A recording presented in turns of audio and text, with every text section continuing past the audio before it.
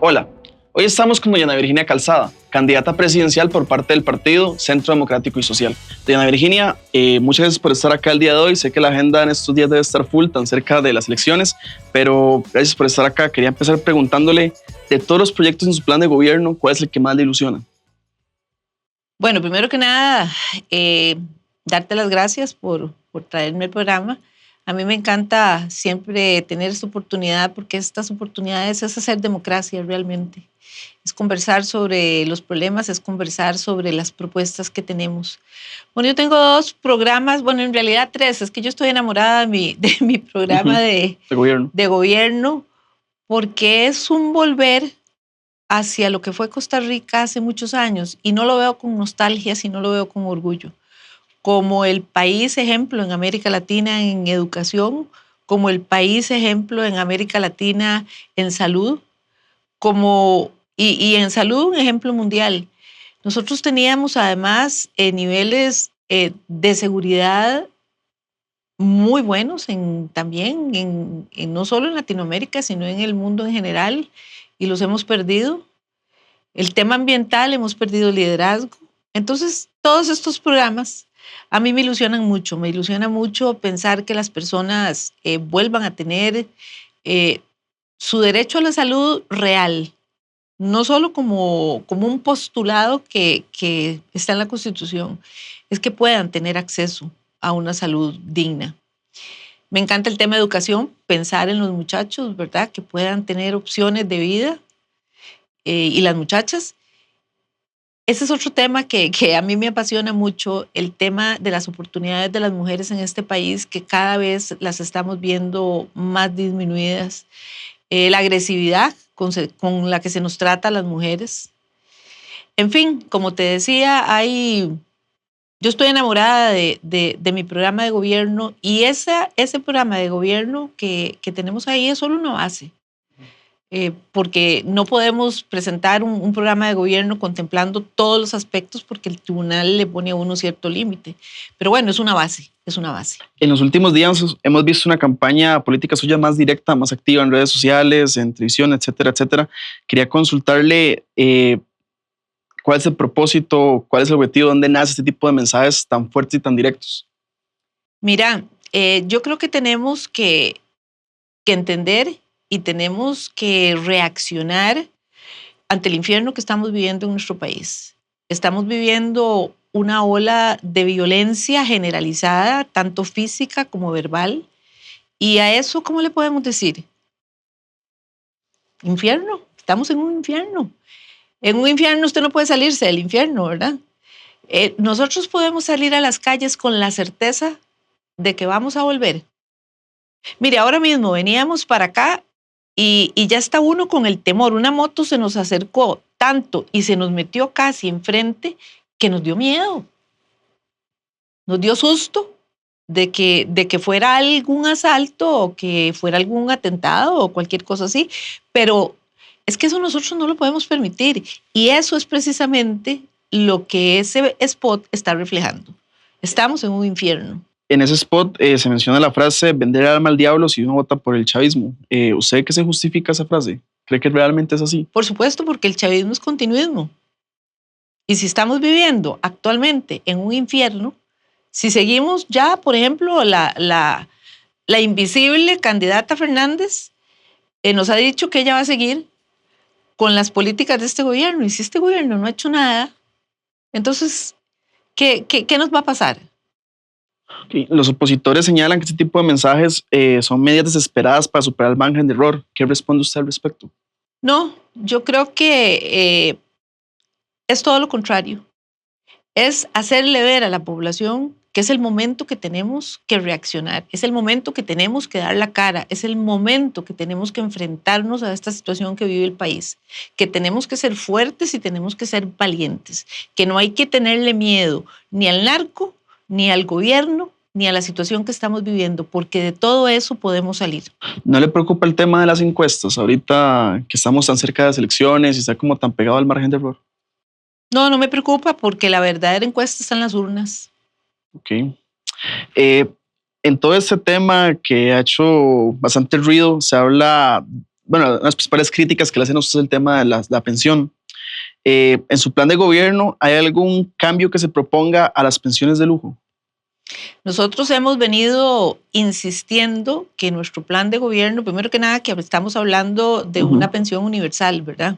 Okay. Hemos estado conversando y está en el plan de gobierno de tener una gran mesa nacional. Ya hay insumos suficientes para que nos pongamos de acuerdo y definamos qué tipo de pensión queremos para los costarricenses.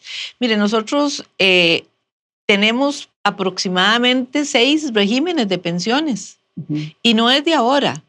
Son regímenes de pensiones que vienen desde los años 30, 40, 50, en la cual ninguno de los que estamos ahora recibiendo una pensión que es mayor y no es de lujo porque nosotros la hemos pagado, han estado establecidas desde esos años. Igual, digamos, ahora con lo que significa la pensión del expresidente de la República, que es una pensión de lujo que se paga en 4 años. El resto de las personas tienen que cotizar lo que la ley les dice que tienen que cotizar. El presidente de la República solo cotiza 4 años.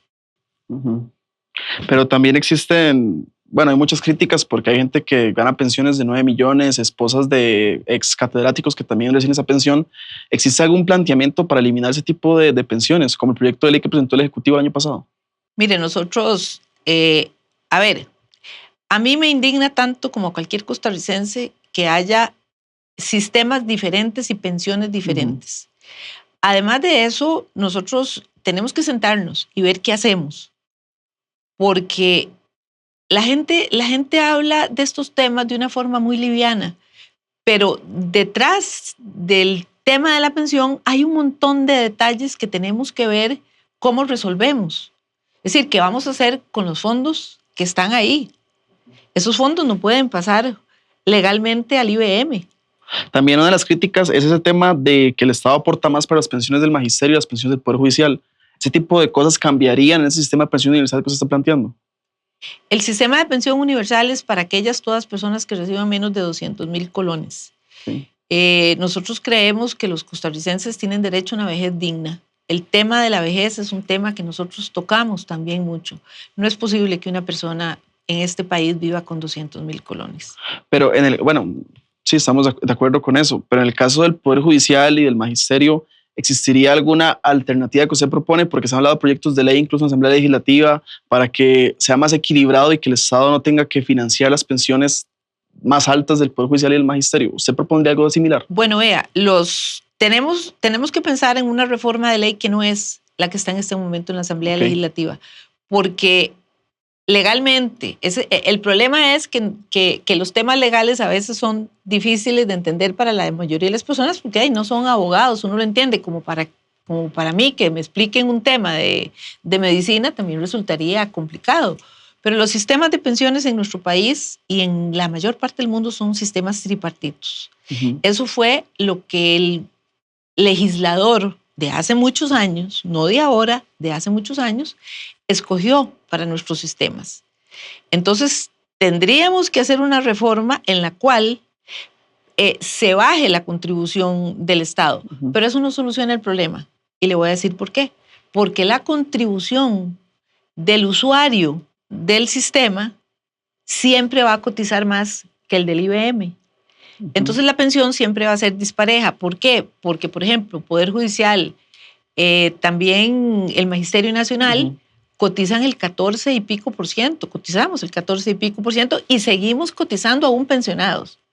El sistema del IBM anda cotizando creo que por alrededor del 5% y en el momento que se pensiona deja de cotizar el sistema. Entonces tenemos que sentarnos y ver todas esas cosas, porque si vamos a hacer un sistema igualitario, las personas que están en el IBM tienen que estar conscientes de que vamos a jugar todos con las mismas reglas, que a mí no me parece mal. Lo que yo sí creo es que no se vale engañar a la gente. Y no se vale, como fue en el tiempo de don Carlos Alvarado, decir que la contribución solidaria que se le ponía a las pensiones del magisterio, del Poder Judicial y las de la Universidad de Costa Rica, ese porcentaje que llega hasta un 50%, que eso va para otro tipo de pensión. Eso no se puede hacer. Eso es mentiras. Okay. Entonces, lo que te digo es Sí. que tenemos que todos que estar muy informados, ver la realidad y entonces decidir qué tipo de régimen queremos. Si la mayoría de este país quiere un único sistema de pensiones, pues iremos a un sistema único de pensiones que no es los proyectos que están presentados en la Asamblea Legislativa. Tendríamos que construir de común acuerdo ese proyecto, que va a ser la tónica que vamos a tener en mi gobierno. Nosotros queremos que las soluciones de este país se construyan desde abajo, que las comunidades construyan sus soluciones y que el Poder Ejecutivo y el Poder Legislativo seamos instrumentos de la voluntad popular, del pueblo realmente, porque es el que sabe dónde están las soluciones y qué es lo que le duele a la gente. Es decir, uno puede saberlo desde San José, pero no es lo mismo vivirlo desde la comunidad. En realidad, claro. Diana Virginia, de los 20 candidatos, creo que usted es una de las más preparadas por su experiencia para hablar de cambios en el Poder Judicial. ¿Qué tipo de cambios impulsaría un eventual gobierno suyo? Mire, hay bastantes cambios que se pueden impulsar desde un... No le corresponden al Ejecutivo, pero el Ejecutivo sí podría, a través de los diputados y a través de hablar. Porque yo creo que nuestro país dejó de hablar hace mucho tiempo y ahora nos han hecho creer que el Poder Ejecutivo, el Poder Legislativo y el Poder Judicial somos enemigos. Y no somos enemigos. Somos instituciones hechas para servir a los ciudadanos. Entonces, hay muchas cosas que hacer en todas las instituciones del Estado, tanto en el Ejecutivo como en el Poder Judicial, como en el Poder Legislativo. Los tres necesitan reformas porque ha pasado mucho tiempo. Estamos hablando de 1949, cuando se emitió la Constitución, que ha sido una Constitución que nos ha dado paz social durante todos estos años. Pero sí hay que hacer reformas. Por ejemplo, tenemos que volver a ver el tema del nombramiento de los magistrados, el periodo de los magistrados. No es cierto lo que dice doña Laura en el sentido de que los magistrados son inamovibles y que son perpetuos y que no rinden cuentas. Nada de eso es cierto. Nada de eso es cierto porque además la Constitución establece y la Ley General de Administración Pública establece que todo funcionario público está obligado a rendir cuentas. Okay. Ahora, en temas económicos, con el panorama que tiene el país actualmente, ¿existe alguna política que usted emprendería para mejorar la situación, el costo de vida de los costarricenses? Sí, el costo de vida de los costarricenses es un gran tema, es un tema que nos preocupa mucho porque muchos costarricenses no tienen la posibilidad de tener un plato digno en su mesa. Y eso nosotros tenemos que solucionarlo. Por ejemplo, el tema de los alquileres también. El tema de los alquileres para muchachos jóvenes. El tema del desarrollo de los muchachos jóvenes en sus profesiones.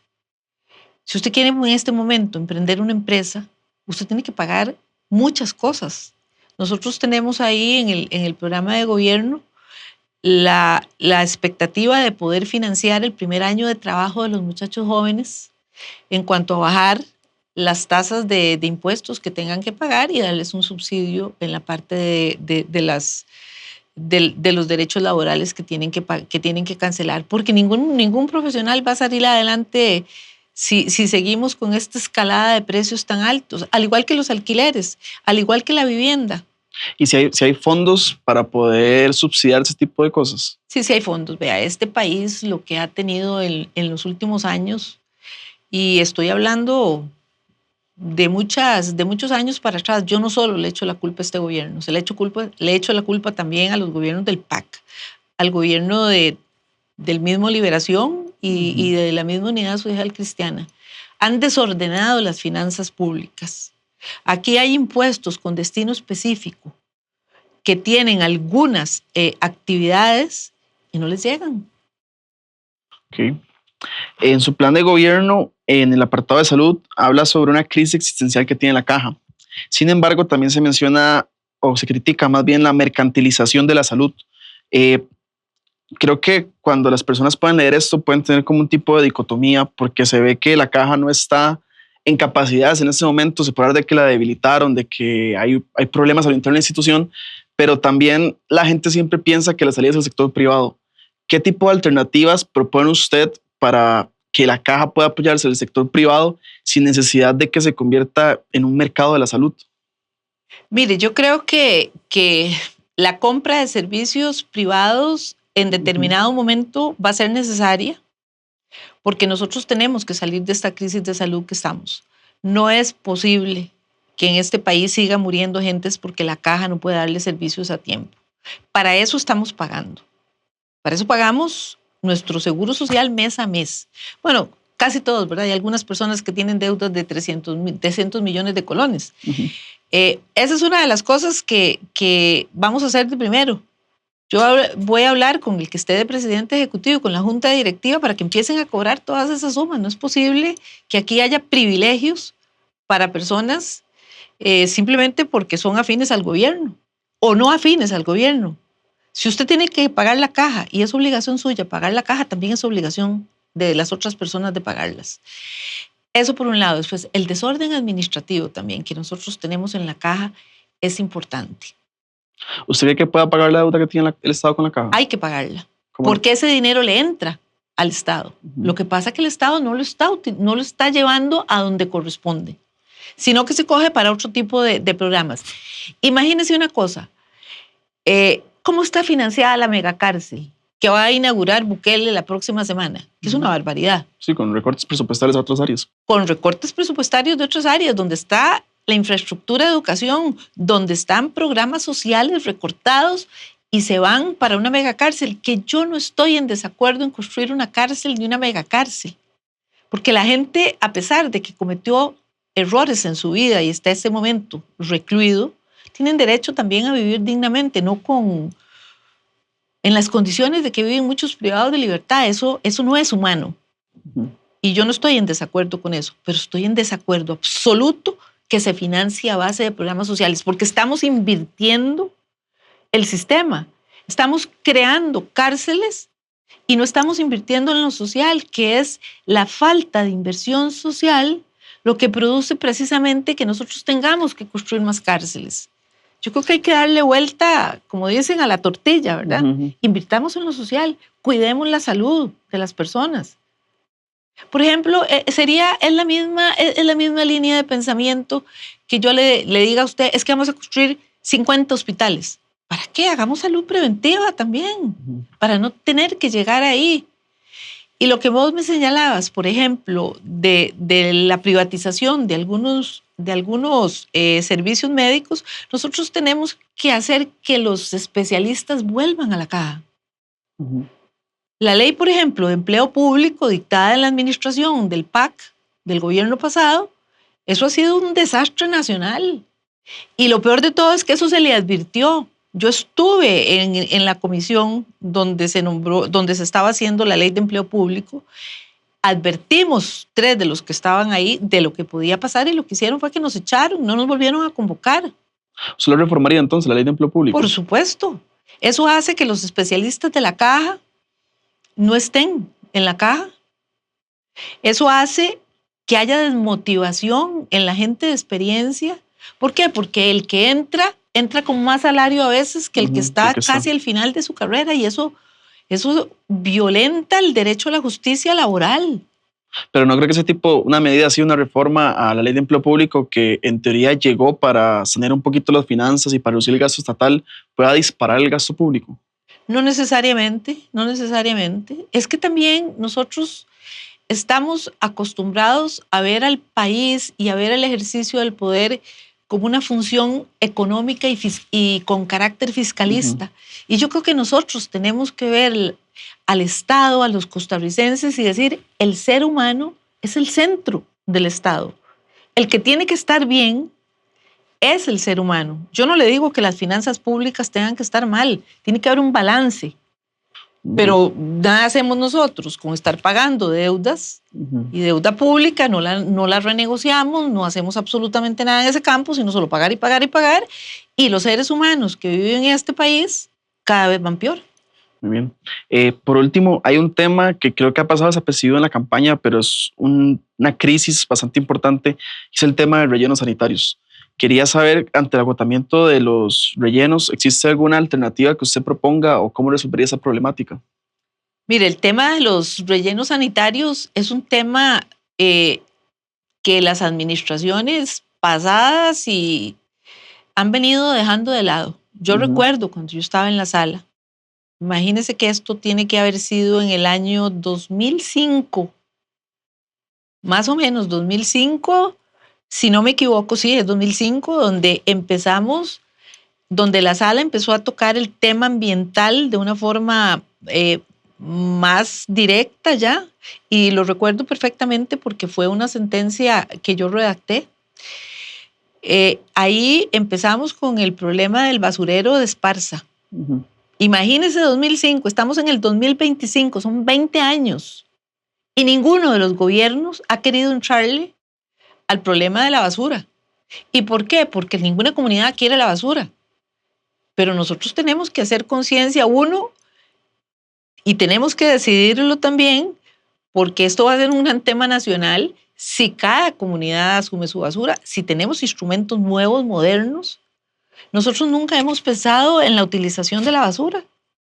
Mire, yo recuerdo una vez que estaba en un seminario de Derecho Ambiental, porque yo estudié Derecho Ambiental, lo único que me falta es la tesis para graduarme, y una muchacha de México me llevó de recuerdo un abridor de latas, Ujú. que yo pensé que era un abridor de latas de Taxco, de plata o de alguna Ujú. liazón ahí, y era de basura.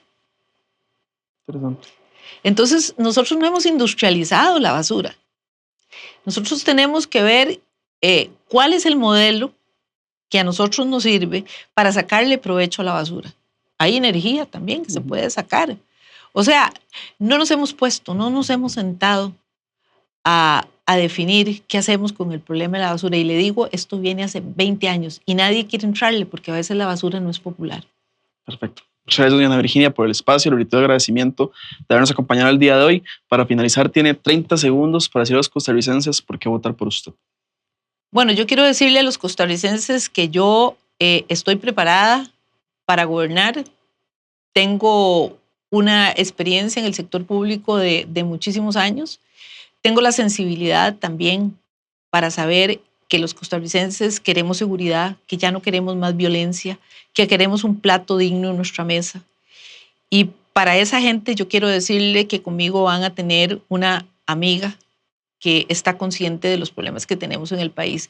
Pero sobre todo, quiero decirle a los costarricenses que estamos en un momento, una coyuntura importante de nuestra democracia y que tenemos que salir todos a votar de forma informada e inteligente el 1 de febrero de este año. Perfecto, doña Virginia, muchas gracias. Recuerde que puede pasar este capítulo y los demás episodios con los diferentes candidatos presidenciales y los candidatos a diputados a través de diarioextra.com y en las diferentes plataformas de Grupo Extra. Muchas gracias.